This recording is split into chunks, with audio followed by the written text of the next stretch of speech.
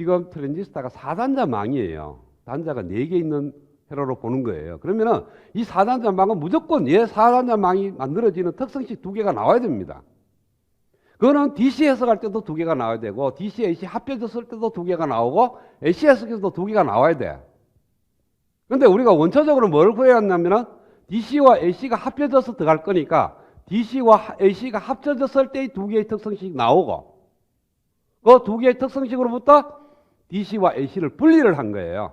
분리를 하니까 아까같이 DC 해석할 때는 DC 성능만 갖고 2개의 방식을 만들어냈고 지금은 AC 해석으로 2개의 방정식을 만들어내는 거예요. 그러니까 DC 해석했을 때 들어가는 트랜지스터하고 AC 해석에서 들어가는 트랜지스터가 서로 달라요. 같다고 생각하면 안 돼. 같은 트랜지스터를 갖고 DC와 AC를 했지만 DC 해석할 때 트랜지스터의 모델하고 AC 해석할 때의 트랜지스터 모델이 서로 다르다는 거예요. 둘 다 액티브 모드로 동작하고 있고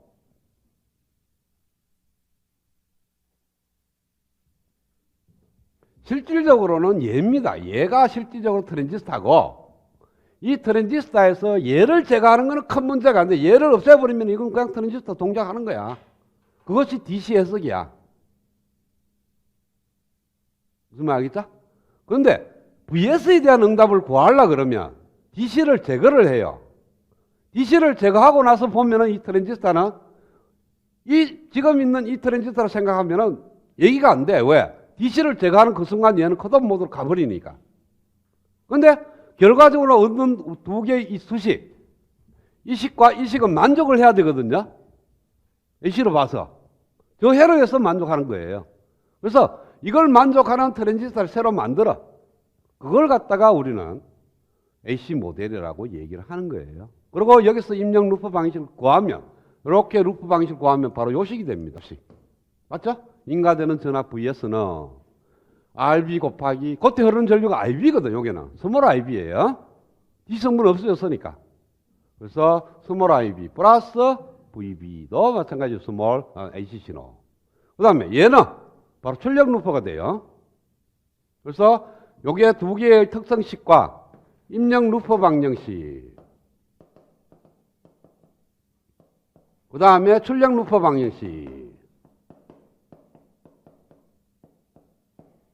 이거 2개는 이미 회로에서 주어져 있고 이 2개를 갖고 이 트랜지스터를 모델로 해서 문제를 풀면 되는 거예요.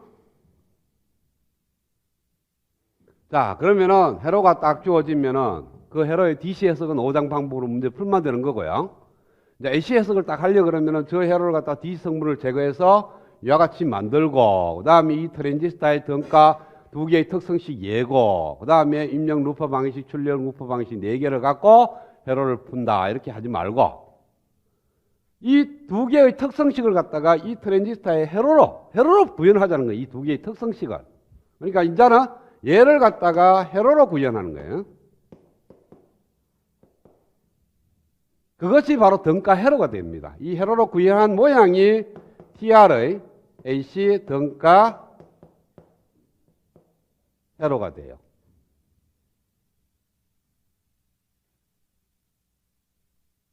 그러고 나서 이 등가 회로만 구하면 TR 대신에 그걸 잡아넣고 회로적으로 문제를 풀어버리면 돼. 그것이 트랜지스터의 AC 해석이 되는 거예요. 자, 그러면은 이 2개의 식을 갖다가 내가 회로로 구현을 하는데 이 앞에 있는 이 항을 한번 봅시다. 얘가 뭐냐 하면은 아까 베이스에 흐르는 DC 성분 IB가 IBS의 익스포넨셜 VT분의 VB라고 얘기를 했습니다. 그러니까 얘는 베이스에 흐르는 DC 전류예요. 얘가 DC 전류니까 이걸 갖다가 우리는 IB, 동작점에서의 DC 전류 값이라고 해서 IBQ라고 정의를 하겠어요. 그러니까 IBQ는 베이스에 흐르는 DC 전류 값입니다. 그래서 그 IBQ에다가 VT분의 VB니까 IB는 VT분의 IBQ 곱하기 VB예요. 이 식을 만족을 해야 되고, 그 다음에 이 식을 한번 볼까요? 이 식을 하나 보면은 IB, VA분의 VC니까 베타 IB가 뭐냐 하면은 ICQ입니다. 그쵸? 자, 아까 보면은 IC가 어떻게 보면 DCS 갈 때 IC는 베타의 IB에 1 플러스 VA분의 VC라고 적었습니다. 그런데 DC 해석할 때 어리 이펙트는 매우 작아져서 무시를 하죠. 그쵸? 무시를 하니까 ICQ가 바로 베타 IBQ가 되는 거예요. 그래서 DC 입장에서는 베이스에 흐르는 전류를 그냥 베타 변만 하면은 컬렉터에 흐르는 전류가 되는 거니까 얘가 뭐냐 하면 ICQ입니다. 그 다음 VA가 상수니까 스몰 IC는 VA분의 ICQ 곱하기 스몰 VC 플러스 자 1 플러스 VA분의 스몰 VC예요. 아까 라지 VC조차도 무시가 되는데 그렇죠? 1에 비해서 매우 적어서 워낙 VA가 크잖아.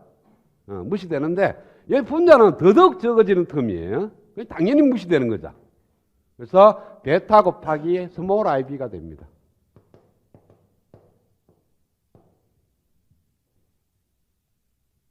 그러면은 네모 박스가 있어. 그리고 여기서 단자가 하나 나오는 단자가 에미터 단자야. 그 다음에 여기서 베이스 단자를 하나 끄집어와. 그 다음에 여기서 컬렉터 단자를 하나 끄집어오는 게 트랜지스터입니다. 이 안에 여기에 흘러 들어가는 전류가 베이스 전류 IB가 되고요. 베이스와 에미터 사이에 걸리는 전압이 VB가 되고 컬렉터에 흐르는 전류가 IC가 되고 컬렉터와 에미터 사이에 걸리는 전압이 VC야. 이렇게 만들었을 때 이 네모 박스에 어떠한 회로가 들어가야만이 이 두 식을 만족하느냐는 거예요. 여기에 걸리는 전압 VB하고 베이스에 흐르는 전류 IB는 서로 비례 관계가 있어. 자, 이걸 생각하지 말고 베이스와 에미터 단자만 생각한다면 베이스에 흐르는 전류하고 베이스와 에미터 사이에 걸리는 전압이 비례한다. 그러면 베이스에서 들다 보면 뭐로 보여요? 저항으로밖에 안 보이죠. 그렇죠? 그래서 베이스 단자에서 에미터 단자 사이에 저항이 하나 있다. 그 값을 내가 알파라고 정의를 하겠어요. 그리고 여기 흐르는 전류가 IB고 여기에 걸리는 전압이 VB예요. 여기다 브랜치가 있으면 어디 돼요?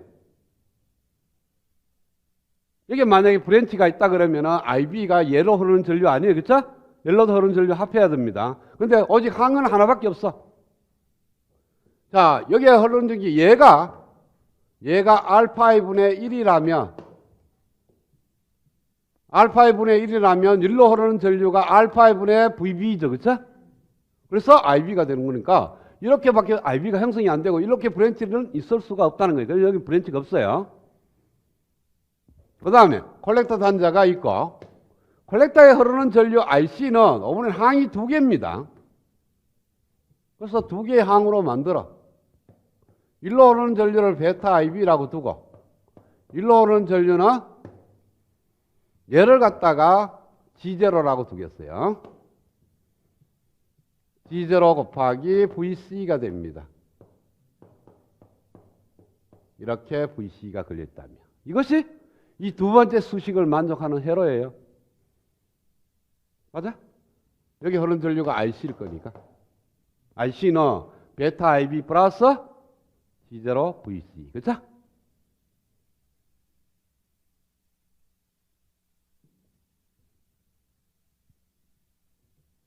그러면 베이스, 에미터 사이에 알파이라는 저항이 있고 걸리는 전압이 VB, 흐르는 전류가 IB.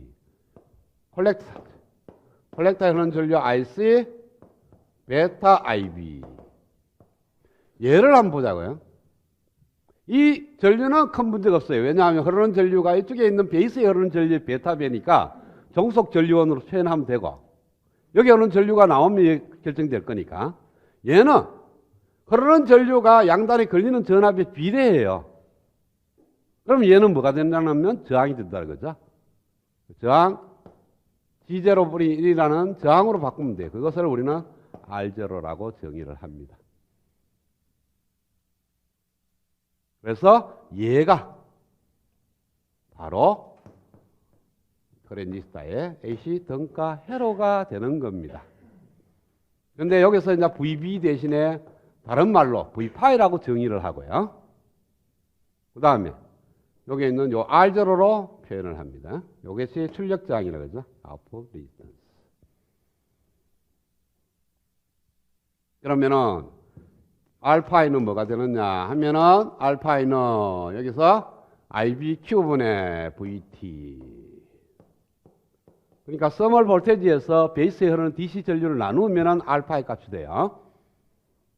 그 다음에 여기 있는 베타는 이미 주어진 거고, 그 다음에 여기 있는 R0는 뭐냐 하면 얘입니다. 그쵸? 어리 볼테지 분의 콜렉터에 흐르는 전류니까 이거 ICQ 분의 어리 볼테지. 이렇게 해서 구하면 되고요.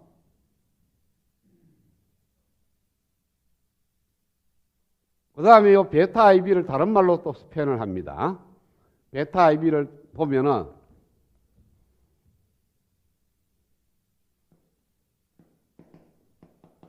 베타 곱하기 IB가 뭐냐 하면은 일로 흐르는 전류가 알파이분의 VB, 즉 V파입니다.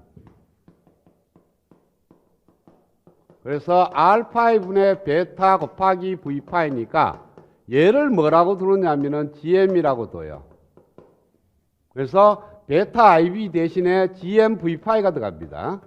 여기에 걸리는 전압에 GM배를 하면 되는 거고, 이 GM이라는 값이 GM이 뭐냐 하면은 알파이분의 베타가 돼요. 그 다음에 알파이 대신에 얘를 여면 VT가 분모에 있고 알파이가 위로 올라가죠. 그쵸? IBQ가 올라갈 거예요. 그래서 VT분의 베타 IBQ가 됩니다. 베타 IBQ가 뭐냐 하면은 바로 ICQ예요. 그래서 GM은 VT분의 ICQ, 트랜스 컨덕턴스라고 얘기를 합니다.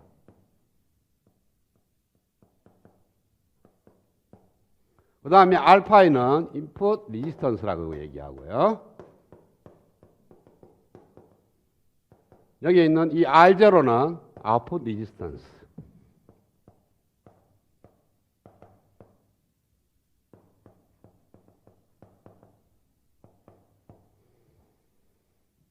자, 모스의 AC 등가 회로.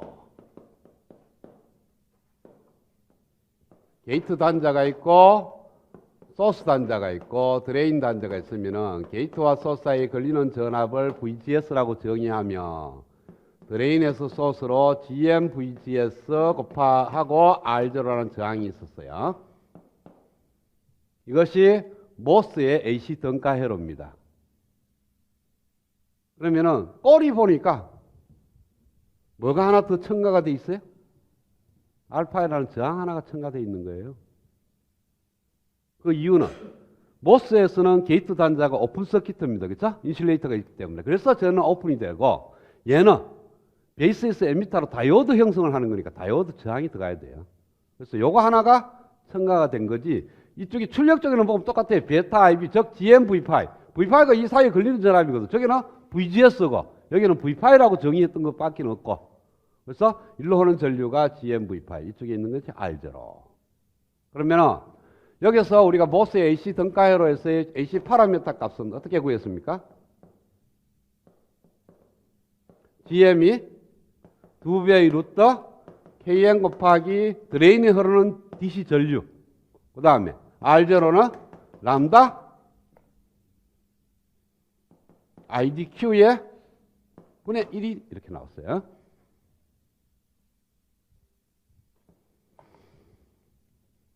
자, 그러면은 BJT의 등가회로를 보겠어요. LC의 등가회로를 보니까 베이스가 있고 에미터가 있고, 그래서 알파이라는 저항이 있고 알파이 양단에 걸리는 전압을 V파이라고 두고, 그 다음에 콜렉터 단자에서 에미터 단자로 GM V파이라는 전류가 있고 R0라는 저항이 있었어요. 여기서 AC 파라미터를 구하면 알파이는 IBQ분의 VT가 됐고요. 그 다음에 GM은 VT분의 ICQ가 됐습니다. R0는 VA분의 ICQ분의 VA가 됐어요. 자, 모스에서 없는 BJT에서 나오는가 얘는 뭐 비교할 필요는 없고요. 그렇죠? 없으니까 모스에서는. BJT는 얘가 있는 거고. 그 다음에 GM을 비교를 해봐요. 둘 다 얘도 트랜스 컨덕턴스고 얘도 트랜스 컨덕턴스예요. 차이점이 얘는 GM이 드레인에 흐르는 전류가 게이트와 소스 사이에 걸리는 전압에 의해서 비례되는데 그것이 IDQ의 루트에 비례합니다. GM 값이. 이 말은 뭐냐 하면은 IDQ하고 GM이 곡선적인 관계를 만족한다는 거예요. 근데 여기는 컬렉터에 흐르는 DC 전류하고 GM하고가 직선적인 관계를 만족을 해요. 그래서 모스에 비해서는 BJT가 직선성이 좋다는 거예요.